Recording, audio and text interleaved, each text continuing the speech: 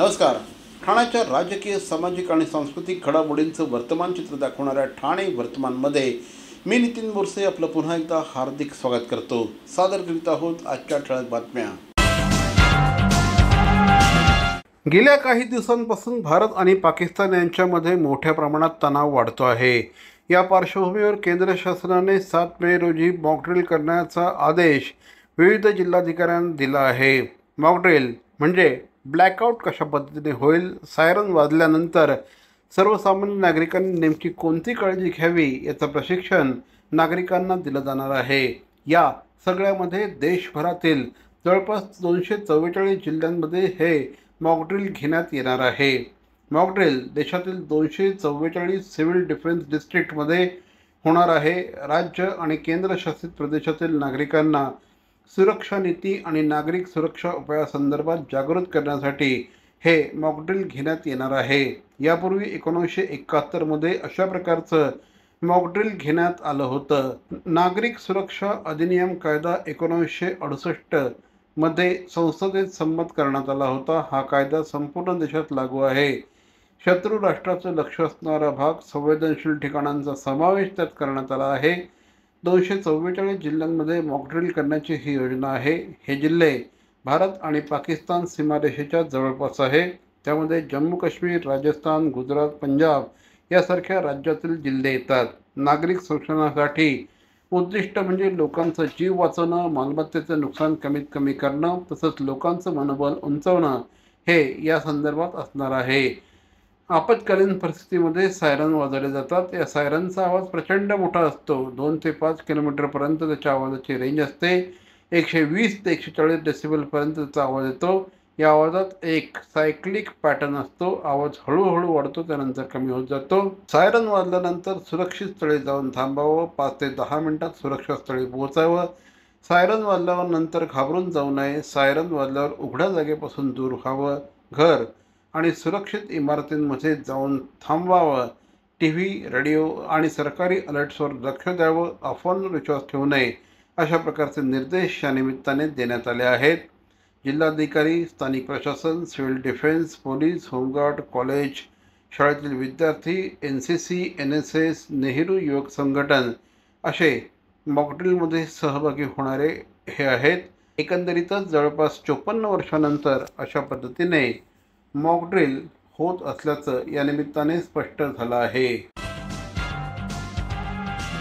काश्मीरमध्ये पहलगाम येथे झालेल्या दहशतवादी हल्ल्यानंतर पुन्हा एकदा घुसखोरांचा प्रश्न ऐरणीवर आला आहे. ठाण्यात अवैधरित्या घुसखोरी करणाऱ्यांचं प्रमाण वाढत असून बनावट आधार कार्ड आणि अन्य कागदपत्राचे पुरावे बनवून घुसखोरांनी कहर केला आहे. या बांगलादेशी घुसखोरांविरोधात शिवसंस्कृती प्रतिष्ठानचे अध्यक्ष दत्ता घाडगे यांनी कारवाई सुरू केली आहे.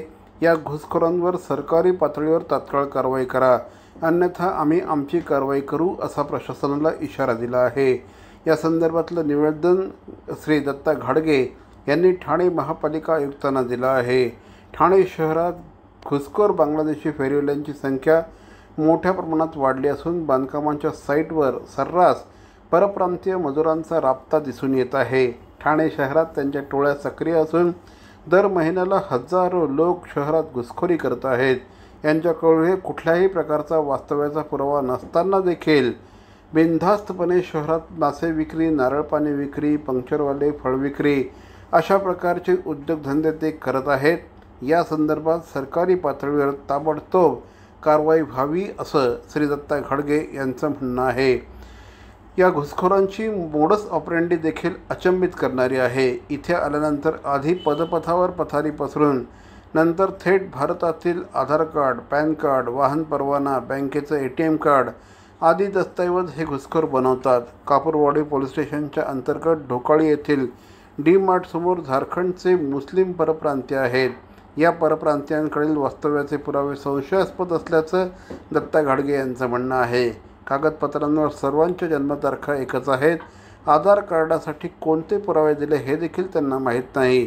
ही परप्रांतीय मंडळी कोणतीही पोलीस पडताळणी न करता एकत्र भाड्याने खोली घेऊन राहत असल्याचं देखील उघड झालं असल्याचं दत्ता घाडगे यांनी म्हटलं आहे. एक लक्षात घ्या, हे सगळे जे आहेत, मी म्हणलं ना की मूळचे सगळे घुसखोर बांगलादेशी आहेत. ह्या सगळ्या लोकांनी पश्चिम बंगाल असेल, झारखंड असेल, इथली जी नावं सांगतात ना तिथून येऊन इथं डॉक्युमेंट बनवलेले आहेत आणि ते डॉक्युमेंट घेऊन आले. आताच आपण बघितलं की एकच जन्म तारीख असलेले इथे लाईनीमध्ये 3 जण आहेत. हे खरं आहे का? त्यांना जर आधार कार्ड बनवण्यासाठी कुठलेही डॉक्युमेंट्स किंवा काय डॉक्युमेंट्स पाहिजे, काय दिलेत हे काहीही माहिती नाहीये. याचाच अर्थ काय आहे की यांचे आधार कार्ड व्यवस्थित शासनाने चेक केले पाहिजे. जे बोगस आहेत ते बोगस डॉक्युमेंट तयार करून इकडे आलेले आहेत. हे पूर्व नियोजित एकदम नियोजनपूर्व इथे येतात. तांत्रिकदृष्ट्या सदोष वाहन चालवून प्रदूषण करणाऱ्या वाहनधारकांना यापुढे पेट्रोल पंपावर इंधन बंदी करण्याचा विचार असून लवकरच अशा प्रकारचे धोरण अंमलात आणण्यात येईल असं प्रतिपादन परिवहन मंत्री प्रताप सरनाईक यांनी केलं आहे. ते मंत्रालयात आपल्या दालनात घेतलेल्या मोटर परिवहन विभागाच्या अधिकाऱ्यांच्या बैठकीत बोलत होते. या बैठकीला परिवहन विभागाचे सहसचिव किरण होळकर, परिवहन आयुक्त विवेक भीमनवार आणि इतर पदाधिकारी उपस्थित होते. दिवसेंदिवस रस्त्यावरील वाहनांची संख्या वाढते आहे. पारंपरिक इंधनावर चालणाऱ्या वाहनांमुळे वायू प्रदूषण वेगाने होतं. यासाठी राज्य शासनाने प्रदूषण नियंत्रण प्रमाणपत्र प्रत्येक वाहनधारकाला लागू केलं आहे. तथापि ही प्रमाणपत्र वाहनधारक चुकीच्या पद्धतीने प्राप्त करून घेतात किंवा सदर प्रमाणपत्र बोगस असल्याच्या तक्रारी परिवहन विभागाला प्राप्त झाल्या आहेत. त्यामुळे तांत्रिकदृष्ट्या सदोष असलेली वाहनं रस्त्यावर आल्याने वायू प्रदूषणामध्ये वाढ होते आहे. वाढत्या वायू प्रदूषणामुळे हवेचा गुणवत्ता निर्देशांक वेगाने घसरत चालला आहे.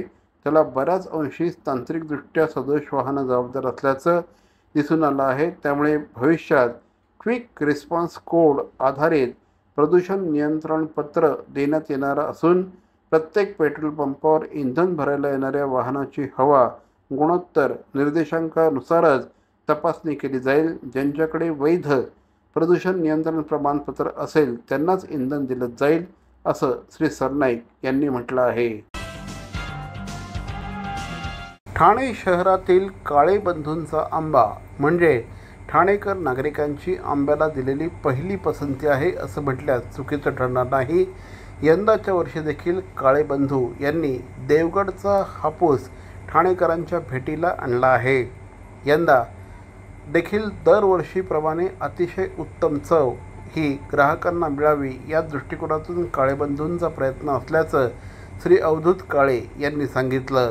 काळे बंधूंचा आंबा म्हणजे अतिशय चवदार आंबा हे समीकरण झालं आहे. गेल्या साधारणपणे 30-35 वर्षांपासून न चुकता आमच्याकडे आमचे ग्राहक आंब्यासाठी येतात अशी माहिती देखील या निमित्ताने श्री अवधूत काळे यांनी दिली. यावर्षी सीझन 25 वर्षातला सगळ्यात कमीचा सीझन आहे आणि ह्या वर्षी सीझन जरा मार्चमध्ये लेट गेला. साधारण 15 मार्चनंतर याची सुरुवात झाली आणि 5 एप्रिलनंतर थोड्या आवक वाढतील आणि 10 मेला परत सीझन संपतोय. असं एकदम विचित्र वर्ष आहे. 1998 नंतर यंदाचं वर्ष हे सगळ्यात कमीचं वर्ष आहे. आता आपल्याकडे हापूस आणि पायरी हे 2 प्रकारचे आंबे आलेले आहेत. आता पाडवा आहे त्यामुळे पाडव्यानिमित्त आता हापूस आणि पायरी दोघांनाही आत्ता फुल डिमांड आहे. पण ग्राहकांना जेवढा आंबा पाहिजे तेवढा आत्ता आम्हाला देताच येत नाही, कारण गावाला थंडी पडत असल्यामुळे बागेतून जेवढा आंबा तयार व्हायला पाहिजे तेवढा होत नाही आणि बाजारात वगैरे सगळीकडे कोवळे आंबे काढले जातात. तर त्यामुळे त्या कोवळ्या आंब्यांना काहीच चव नाही, तो पचपचीत पपईसारखा लागतो. आपण एकदम मॅच्युअर्ड झालेला तेवढाच आंबा झाडावरून तोडतो, त्यामुळे आपल्याकडे आवक एकदम कमी आहे. शिवसेनेचे धडाडीचे कार्यकर्ते विभाग प्रमुख माननीय श्री जेरी डेव्हिड साहेबांना वाढदिवसानिमित्त तमाम कार्यकर्त्यांच्या मित्रांच्या वतीने वाढदिवसाच्या हार्दिक शुभेच्छा. पुनश्च एकदा माननीय श्री जेरी डेव्हिड साहेबांना वाढदिवसानिमित्त माजी नगरसेविका जयश्री जेरी डेव्हिड यांच्या वतीने हार्दिक हार्दिक शुभेच्छा. सर्व नागरिकांना आवाहन करण्यात येत आहे की सध्या डासांमार्फत पसरणाऱ्या डेंग्यू या आजाराचा प्रसार रोखण्यासाठी प्रत्येकाने पुढील प्रमाणे कार्यवाही करावी. डेंग्यू आजार एडिस इजिप्ती हा डास चावल्याने होतो. या डासांची पैदास साचलेल्या किंवा साचवलेल्या स्वच्छ पाण्यामध्ये होते. 8 दिवसांपेक्षा जास्त दिवस पाणी उघडे व साचून राहिल्यास त्यात डास अंडी घालतात. अंड्यांच्या अळ्या तयार होऊन पुढे डास तयार होतात. यासाठी आपल्या घरातील पाणी साठे उदाहरणार्थ बॅरल्स, पिंपे, टाक्या, हौद, रांजणे इत्यादी दर आठवड्याला रिकामे करून घासून पुसून कोरडे करून पुन्हा भरावे. एक दिवस कोरडा दिवस म्हणून पाळावा. पाणी साठ्यांना घट्ट झाकणे बसवावीत किंवा जुनी साडी, चादर, धोतर यांनी बांधून झाकून ठेवावीत, म्हणजे डास त्यात जाऊन अंडी घालणार नाहीत. घराच्या गच्चीवर, आजूबाजूला, अंगणात कोठेही पाणी साचू देऊ नये. भंगार सामान उघड्यावर टाकू नये. उदाहरणार्थ टायर्स, प्लास्टिक सामान, कुंड्या, टाकाऊ वस्तू इत्यादी. अशा सामानात पावसाचे पाणी साठून त्यात डेंग्यूच्या डासांची पैदास होते. घरातील कूलर्स, फ्रीजच्या पाठीमागील ट्रे हे देखील वेळोवेळी कोरडे करावेत. लक्षात ठेवा, नुसत्या फवारणीने डास घनता कमी होत नाही, तर त्यासाठी डास पैदास ठिकाणे नष्ट करणे ही आपल्या सर्वांची जबाबदारी आहे. कोणताही ताप अंगावर न काढता जवळच्या शासकीय रुग्णालयात मोफत औषधोपचार घ्या. अशा प्रकारे नागरिकांनी सहकार्य केल्यास डेंग्यूचा प्रसार रोखणे सहज शक्य आहे. C.P. Goenka International School, nurturing talent at young age for scholastics, sports and performing arts in global perspective. Proud to have world toppers and country toppers in 10th standard Cambridge examinations. Ranked the best emerging school by the Times of India for personality over percentage. C.P. Goenka is the intelligent choice. शिवसेनेचे धडाडीचे कार्यकर्ते विभाग प्रमुख माननीय Shri Jerry David साहेबांना वाढदिवसानिमित्त तमाम कार्यकर्त्यांच्या मित्रांच्या वतीने वाढदिवसाच्या हार्दिक शुभेच्छा. पुनश्च एकदा माननीय श्री जेरी डेव्हिड साहेबांना वाढदिवसानिमित्त माजी नगरसेविका जयश्री जेरी डेव्हिड यांच्या वतीने हार्दिक शुभेच्छा.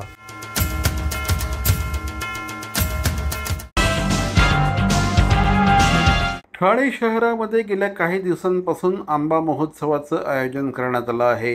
या आंबा महोत्सवामुळे ग्राहक आणि शेतकरी एकमेकांच्या थेट संपर्कात येत आहेत. शेतकऱ्यांना या ठिकाणी उत्तम ग्राहक मिळत आहेत, तर ग्राहकांना उत्तम प्रतीचा आंबा अतिशय रास्त दरामध्ये मिळत असल्याकारणाने ग्राहकही खुश आहेत. आगामी 12 मेपर्यंत हा आंबा महोत्सव ठाणे शहरातील गावदेवी मैदानामध्ये सुरू राहणार असल्याची माहिती या निमित्ताने देण्यात आली आहे. काही ग्राहकांच्या या प्रतिक्रिया. मी सुहास आपटे, मी आंबा महोत्सवाला गेले 5 वर्ष तरी येतो आहे आणि इकडची क्वालिटी ही ओरिजिनल देवगड ची असते हे मला खात्रीने सांगतो, कारण मी देवगडचा आहे आणि याने खूप फायदा होतो, कारण एक स्वस्त मिळतं आणि क्वालिटी प्रॉडक्ट मिळतं. दरवर्षी आम्ही स्वामी समर्थ हापूस आंबा नक्कीच घेतो आणि खूप गोड असतात, खूप चांगले चविष्ट असतात. त्यामुळे आम्ही परत याला आलेलो आहे, भेट द्यायला आलेलो आहे. थँक्यू सो मच गावदेवीच्या याच्याला की आम्हाला एवढे छान छान आंबे प्रदर्शनातून मिळत आहेत आणि स्वामी समर्थांसाठी खूप छान. महेंद्र दामोदर पाटील माझं नाव आहे. आम्ही ठाण्याहून आलो चेकनाक्यावरून. दरवर्षी आम्ही या प्रदर्शनात येतो. आंबे वगैरे छान असतात आणि कोकणी मेवा वगैरे चांगला मिळतो. माझं नाव पंकज कदम. आपला ब्रँड आहे जय भवानी. आपल्याकडे विविध प्रकारची पिठं आहेत, मसाले आहेत, लोणची आहेत, बिना तेलाची लोणची सुद्धा आहेत, गोळ्यापासून बनवलेली. गावठी कडधान्य आहेत, नॅचरली केलेली. पापड आहेत विविध प्रकारचे, शेवया, पोहे, लाल पोहे, चटणी, तिळकूट, मिरची आणि खास आपल्याकडे आकर्षण म्हणजे ओले काजूगर कोकणातले. इव्हन आपल्याकडे घरपोच सेवा पण आहे. नमस्कार, मी सौ विनया पाटील. आम्ही दरवर्षीच इथे येतो. म्हणजे आम्ही ठाण्यातच आता 2 वर्षापासून आलो आहे आणि जेव्हापासून आलो आहे तेव्हापासून मी इथे अवश्य भेट देते. सुरुवातीला आम्हाला काही सगळं समजत नव्हतं, नव्यानेच आलो होतो, पण आता 2 वर्षाचा अनुभव झाला आणि सगळं प्रॉडक्ट खूप सुंदर मिळतं. आणि सगळ्यांनी अवश्य इथून भेट द्या आणि आपल्या कोकणी उद्योजकांना थोडासा हातभार लावा आणि आपलं नॅचरल जे फ्रूट आहे त्याचा आस्वाद घ्या, निदान आंब्याचा तरी. मान्सूनच्या पार्श्वभूमीवर ठाणे शहरात विविध प्राधिकरणांच्या वतीने तसंच ठाणे महापालिकेच्या वतीने सुरू असलेली सर्व विकास कामं ही येत्या 20 मेपर्यंत पूर्ण करावीत. खोडबंद रोडवर सुरू असलेल्या कामांवर महापालिकेच्या संबंधित अधिकाऱ्यांनी लक्ष ठेवून सर्व कामं लवकरात लवकर पूर्ण होतील या दृष्टीने संबंधित प्राधिकरणांशी समन्वय साधावा. पावसाळ्यात कोणतीही आपत्ती उद्भवल्यास एकमेकांवर केलेले आरोप खपवून घेतले जाणार नाही. तसेच पावसाळ्याच्या कालावधीत सर्व यंत्रणांनी सतर्क राहावं अशा सूचना महापालिका आयुक्त सौरभ राव यांनी आपल्या अधिकाऱ्यांना दिल्या आहेत.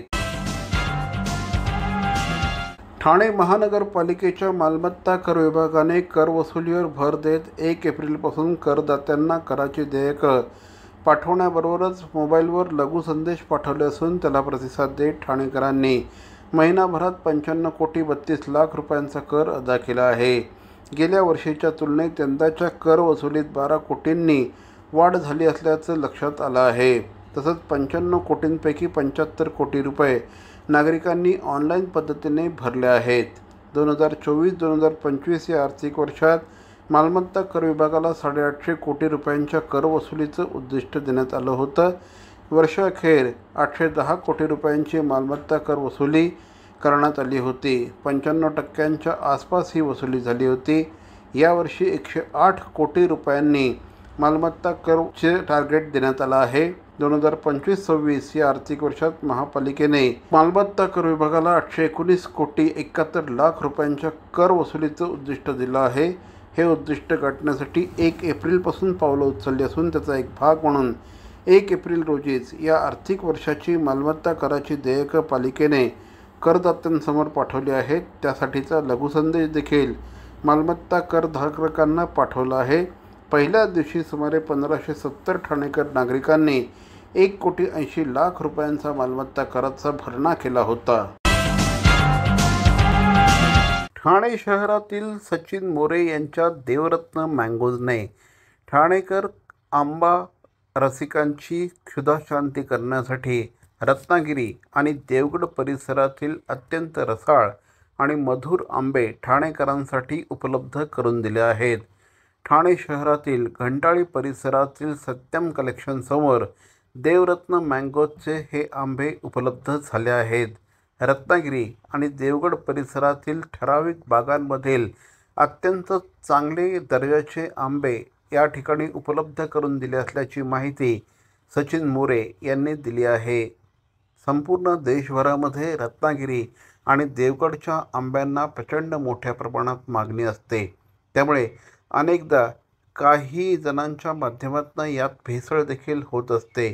कुठलाही आंबा रत्नागिरी अथवा देवगडचा सांगून त्यावर आपली उपजीविका करणाऱ्यांची देखील संख्या कमी नाही आणि त्यामुळेच देवरत्न मँगोजने खास रत्नागिरी आणि देवगड परिसरातीलच आंबे या ठिकाणी उपलब्ध करून दिले असल्याची माहिती श्री सचिन मोरे यांनी दिली. या व्यतिरिक्त इथे कोकणातला मेवा देखील उपलब्ध आहे.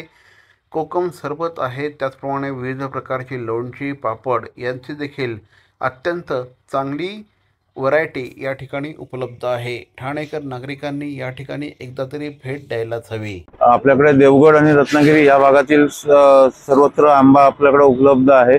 मुबलक प्रमाणामध्ये होलसेल दरामध्ये किरकोळ विक्री चालू आहे. ठाणेकरांना एक आव्हान राहील की आपण सर्वांनी देवरत्न आंब्याचा आस्वाद घ्यावा. आणि कोकण मेवा हा पूर्ण आहे. पापडापासून चिंच वगैरे, कैरी पन्ने वगैरे या सगळ्या गोष्टी आहेत. लोणची वगैरे, पापड वगैरे.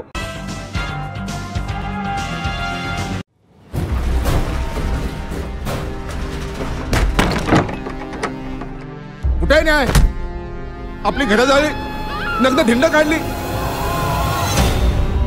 आपल्या आया बहिणीच्या गुप्तकात लाकडं कोंबली त्याने.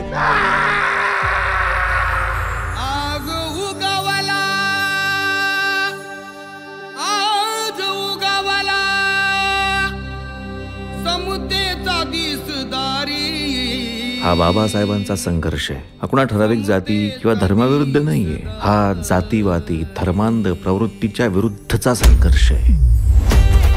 अरे इथं रस्त्यावरती असं बोंबलत गाणं म्हणण्यापेक्षा पोटा पाण्याचं बघ काहीतरी. माझी जाऊ आई सावित्रीबाई फुले बाबासाहेब कळले पाहिजे, त्यांचे विचार कळले पाहिजे, मगच त्याच्या जिंदगीचं भलं होईल. समाज जागृत झाला की आपली किंमत कमी होते. काही झालं तरी समाज जागृत झाला नाही पाहिजे. यासाठी पाहिजे संघटना. त्यांच्यावर होणाऱ्या अन्यायाला वाचा फोडण्यासाठी पाहिजे संघटना. समाजातील प्रत्येक घटकाला आपण क्रांतीची जाणीव करून देऊ. लढाऊ मारू, संघर्ष करू, क्रांतीने समता प्रस्थापित करू. जय भीम. जय भीम. जय संविधान. ज्वलंत आहे रक्त आमचे नाही हे पाणी, पेटवू रक्ताने आमच्या या दिशा दाही. अन्यायाच्या वादळात जय भीम पॅन्थरचा वृक्ष खंबीरपणे उभा. एकेकाची कुंडली काढा, त्यांच्या भविष्याची काळजी आपण घेणार नाहीत तर कोण घेणार. आजकाल लय गावागावातून तुमचे मोर्चे निघायला लागलेत. चरबी आली आहे तुम्हाला, तुम्ही असे नाही ऐकणार. तू जे लिहितोस तेच घडेल असं वाटतंय का तुला? आपण बाबासाहेबांच्या विचारांपासून भरकटत चालू असं मला वाटतं. इथं फक्त धर्म एक सांगितला जातो, पण त्यातल्या जाती कधीच एक नसतात. आपला हिंसेला विरोध आहे, क्रांतीला नाही. काही करा, ती संघटना ना आपल्या हातात आली पाहिजे. ज्याला माणूस म्हणून जगू देत नाही ना बाकीचा समाज, तो दलित.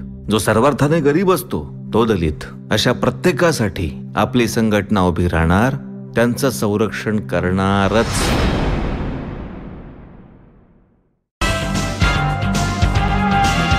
तर मंडळी, या होत्या आजच्या ठळक बातम्या. ठाणे वर्तमानमधून आम्ही ठाण्याच्या राजकीय, सामाजिक आणि सांस्कृतिक घडामोडींचं वर्तमान चित्र दाखवायचा प्रयत्न करतोय. अर्थातच आपल्या सहकार्याची गरज आहे, तेव्हा आपल्या समस्या आम्हाला जरूर कळवा. आमचा पत्ता ठाणे वर्तमान, शॉप नंबर 16, खाटन रोड, ठाणे पश्चिम. दूरध्वनी क्रमांक 9820939420. तर मग पुन्हा भेटू उद्या याच वेळी याच ठिकाणी ठाणे वर्तमानमध्ये. तोपर्यंत धन्यवाद. जय हिंद, जय महाराष्ट्र.